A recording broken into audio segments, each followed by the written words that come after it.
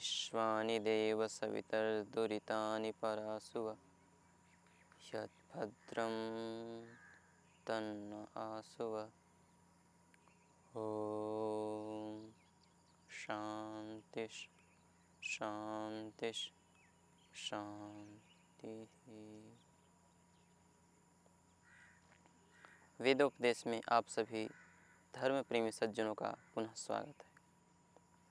हम निरंतर 2 दिनों से अथर्ववेदीय प्राण सूक्तों का अध्ययन कर रहे हैं, स्वाध्याय कर रहे हैं और हम इन वेद की ऋचाओं के द्वारा देख रहे हैं कि कैसे उस प्राण की महिमा को गाते हुए, उस प्राण के महत्व को, उस प्राण के जो क्रियाएं हैं, उनका जो कार्य है, वह इन ऋचाओं के द्वारा हम सुन रहे हैं और अपने जीवन को भी तद अनुसार जीवन में धारण करने के लिए प्रयासरत भी हैं।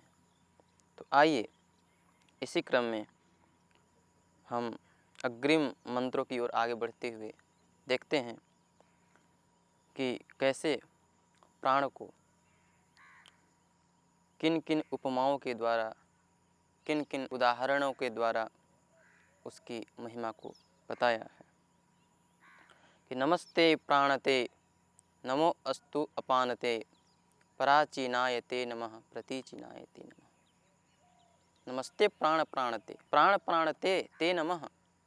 हे प्राण, सबको अपनी शक्ति के द्वारा, अपनी ऊर्जा के द्वारा, अपनी ताकत के द्वारा, अपनी दिव्यता के द्वारा सबको अनुप्राणित करने वाला, सबको प्राण क्रिया देने वाला तुझे नमस्कार है।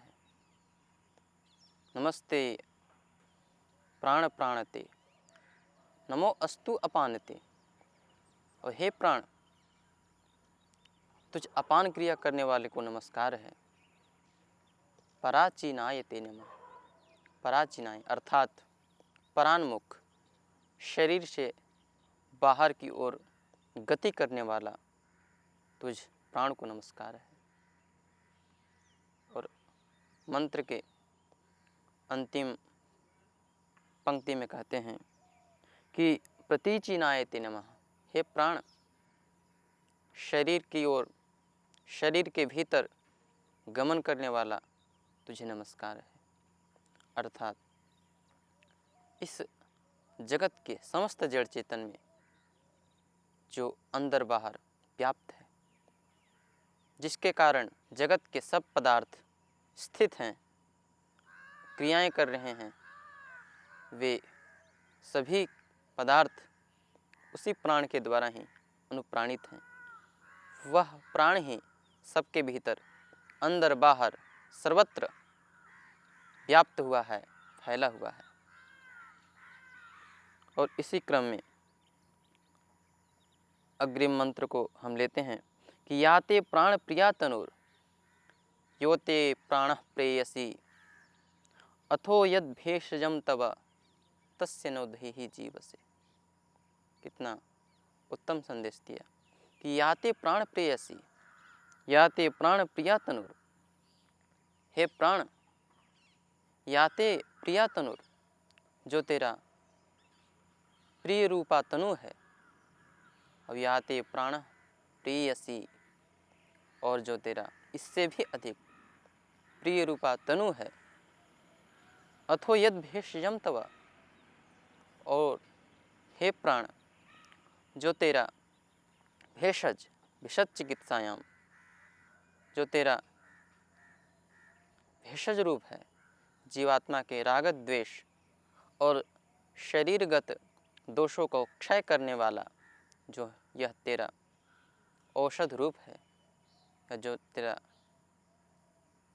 चिकित्सा रूप है, उस चिकित्सा रूप को, उस औषध स्वरूप को तस्य नोधेहि जीवसे, हम सबको जीवन प्रदान करने वाला वह औषध रूप मुझे प्रदान कर।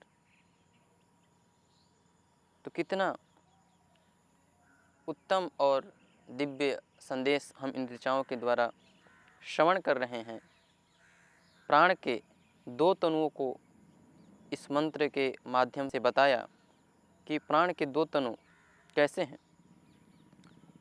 ब्रह्मांड और ब्रह्मांड के जो घटक हैं उसे ही मंत्रांतर के द्वारा भी बताया है कि वह भी परमेश्वर के तनु हैं। यस्य भूमि प्रमांतरिक्षम दिवम यश्चक्रे मूर्धानम तस्मै ज्येष्ठाय ब्रह्मणे।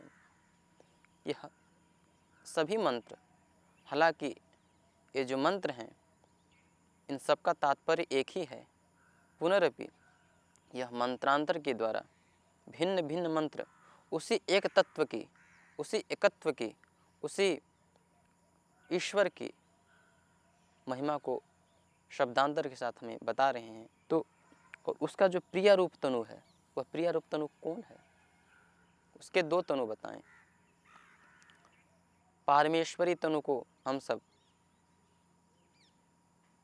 अभिलाषा करते हैं, चाहते हैं उसके, लेकिन जो महात्मा होते हैं, जो ज्ञानवान होते हैं, जो ध्यानवान होते हैं, जो विरक्त महात्मा हैं, वे इससे पार, इसके भी पार उस जो परम अलौकिक उसका जो तनु स्वरूप है उसे देखते हैं, उसे ज्ञानपूर्वक अवलोकन करते हैं।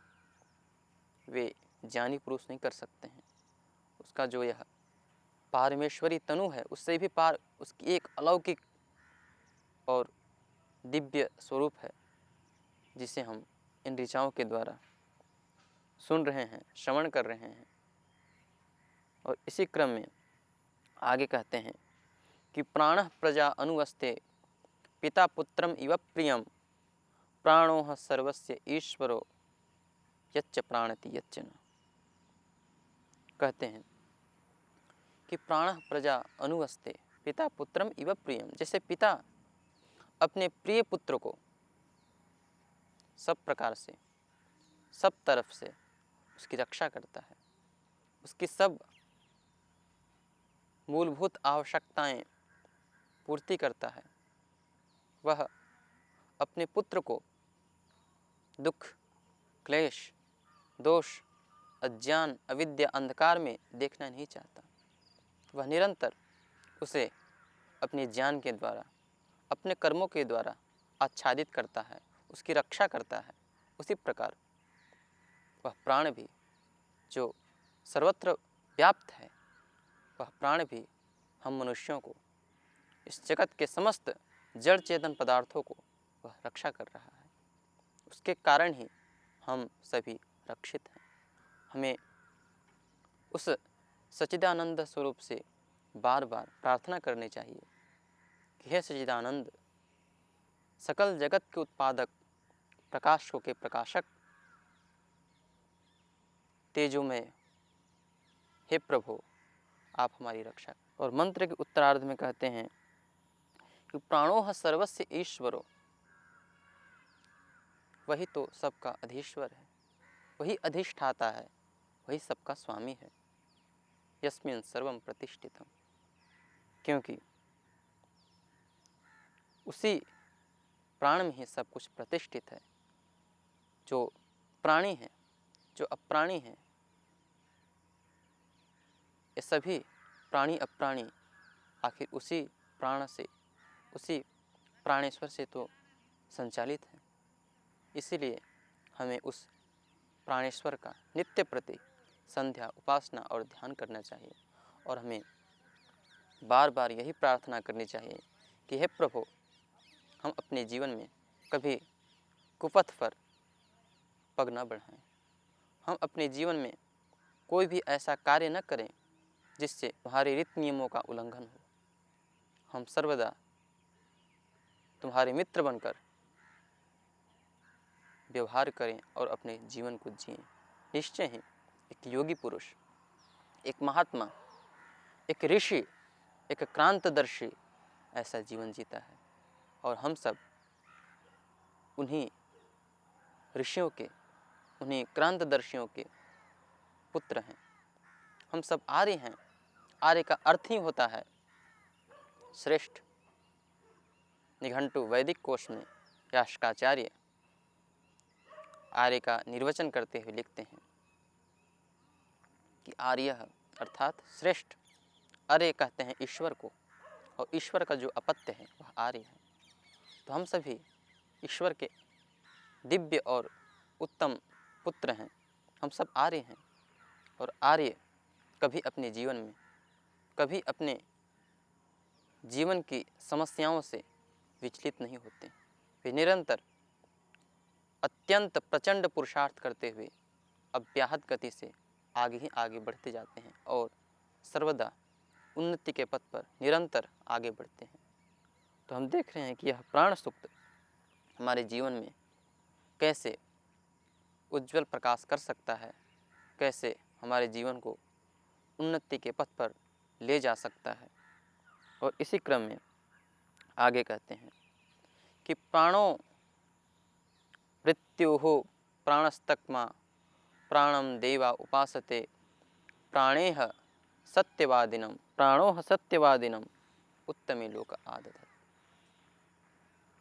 कहते हैं कि प्राण मृत्यु है।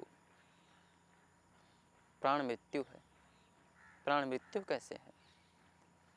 वह परमेश्वर जो हमारी कर्म फलों को व्यवस्था करता है, जो हमें कर्म फल देता है, जो हमारी इस भवबंधन से मुक्त कर अगले जन्म में भेजता है, वह इसका जो यह स्वरूप है वह मृत्यु तो ही है, मृत्यु ही है। और आगे कहते हैं प्राणस्तक्मा, वह प्राण ही है जो ज्वर का उत्पादक है। प्राणो मृत्यु प्राणस्तक्मा प्राणम देवा उपासते। और जो ज्ञानी होते हैं, जो धीर पुरुष होते हैं, जो दिव्य कोटि के लोग होते हैं, वे ही उस प्राण की उपासना करते हैं, क्योंकि वह प्राण ही उन दिव्य कोटि के लोगों को, उन ज्ञानियों को, सत्यवादिनम, उन सत्यवादियों को उत्तमे लोक आदधत्, उत्तम लोक को प्राप्त कराता है, उत्तम लोक में भेजता है। यह प्राण की ही तो महिमा है। इसलिए हम सब इस प्राण की महिमा को जानें और अपने जीवन में धारण करें। और इसी प्राण को अग्रिम मंत्रों में विराट और नाना प्रकार से इसके महिमा को गाया है। और आगे हम देख रहे हैं कि प्राणो विराट प्राणो देष्ट्री प्राणम सर्वम उपासते प्राणोह सूर्यश्चंद्रमा प्राणमाहु प्रजापति। प्राणो विराट, राजरी दीप्त, वही इस संसार में जो हमें दीप्यमान दिखाई दे रहा है, सूर्य चंद्रमा आदि जो भी प्रकाश दिखाई दे रहा है, आखिर उन सभी प्रकाशों का मूल स्रोत तो वह परमपिता परमेश्वर ही है, वह प्राणेश्वर ही है। प्राणो विराट, वह प्राण ही है। और देष्ट्री कहा, देष्ट्री अर्थात हमारे जीवन संबंधी निर्देश देने वाले वह जगन माता, वह प्राण ही तो है। और उस प्राण की ही सब उपासना करते हैं। देव, हम सबको यह प्राण की उपासना करनी चाहिए। हम सभी मनुष्यों को उचित है कि हम नित्य प्रति उसकी उपासना करें।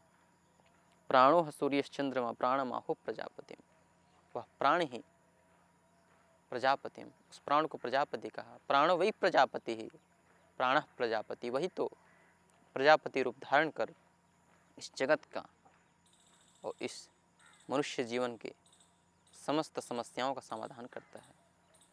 प्रजापति का अर्थ ही होता है जो प्रजाओं का रक्षा है।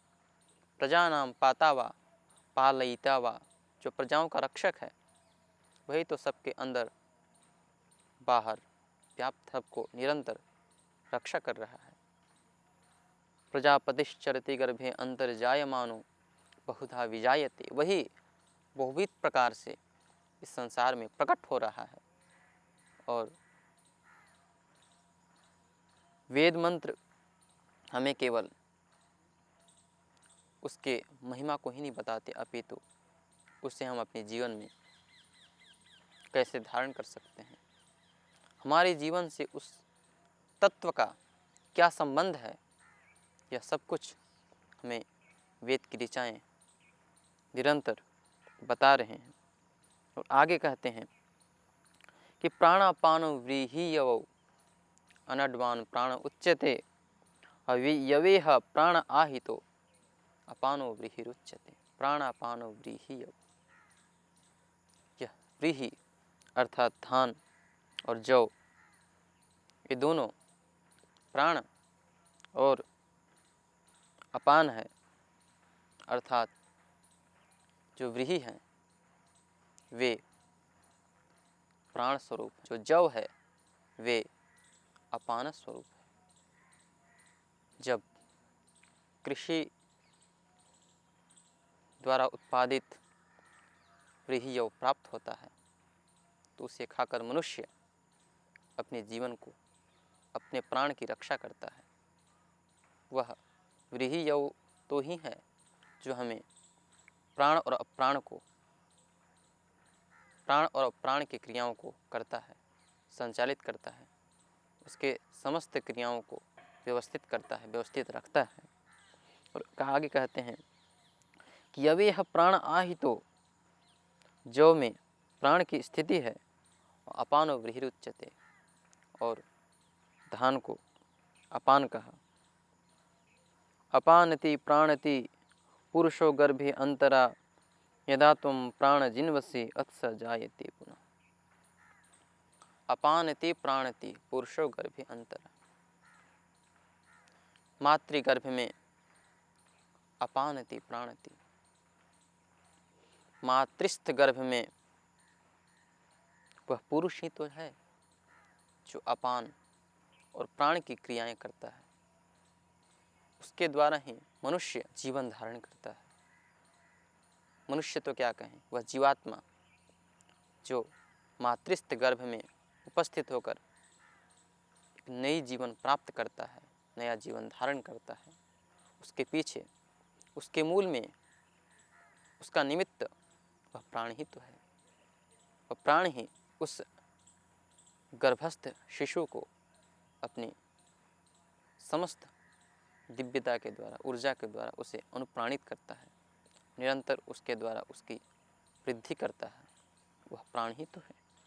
यदा तुम प्राण जिन्वसि, हे प्राण, जब तुम उसे, जो गर्भस्थ शिशु है, उससे परिपुष्ट कर देते हो, उसे हर प्रकार से तुम पुष्ट कर देते हो, तो अत्स जायते पुनः, तब वह इस संसार में, इस लोक में, इस दिव्य लोक में वह उत्पन्न होता है। अर्थात इन सब क्रियाओं को करने वाला वह प्राण ही तो है, और कौन है। और आगे इसी प्राण सूक्तों में आगे कहते हैं कि प्राणमाहुर्मातरिश्वानं वातोह प्राण उच्यते, प्राणेह भूतं भव्यं च प्राणे सर्वं प्रतिष्ठितम्। प्राणमाहु प्रजापति, प्राणमाहुर्मातरिश्वानं, इस सृष्टि के जो अंतरिक्ष हैं, अंतरिक्ष में व्यापी वायु को प्राण कहा। वातोह प्राण उच्यते, और जो यह प्राण है, जो रोगों को क्षय करने वाला है, रोगों को नाश करने वाला है, उसको भी प्राण कहा। यह प्राण रोगों का क्षय कैसे करता है? हमारे शरीर में जितनी भी क्रियाएं हो रही है, चाहे हमारे शरीर के फेफड़े, प्लीहा और शरीर के अंग प्रत्यंग सभी उस प्राण के द्वारा ही संचालित है। यदि प्राण का संतुलन बिगड़ जाए तो मनुष्य तत्क्षण रोगी और दोषों से युक्त हो जाएगा। यह प्राण का नियमन करना ही प्राण को जीतना है। अर्थात हमारे शरीर के समस्त क्रियाओं को करने वाला यह प्राण ही है। और मैं तो ये कहता हूँ, बार बार कहता हूँ, कि यह प्राण एक ऐसा औषध है, एक ऐसा भेषज है, इससे इस दुनिया के समस्त रोगों का समाधान हो सकता है। आगे इसी में बताया कि भूतम च भव्यम च प्राणे सर्वम प्रतिष्ठितम। यह भूत भव्य, ये सब कुछ उसी प्राण में ही प्रतिष्ठित है, अर्थात वह प्राण ही है जो इस भूत और भविष्य को स्थित करने वाला है। तो निश्चय ही यदि हम अपने शरीर के शरीरगत दोषों को, शरीर में जो क्लेश हैं, जो दोष हैं, और शरीर ही नहीं अपितु मानसिक जो दोष हैं, वे सभी हम उन सब से पार हो सकते हैं, उन सब से मुक्त हो सकते हैं यदि हम इस प्राण को अपने जीवन में धारण करेंगे, तद अनुसार आचरण करेंगे। तो इन्हीं मंत्रों के साथ हम इस वेदोपदेश के कक्षा को विराम देते हैं और निरंतर हम इसी प्रकार इन प्राण सूक्तों का स्वाध्याय करते रहेंगे। ओम शांति शांति शांति।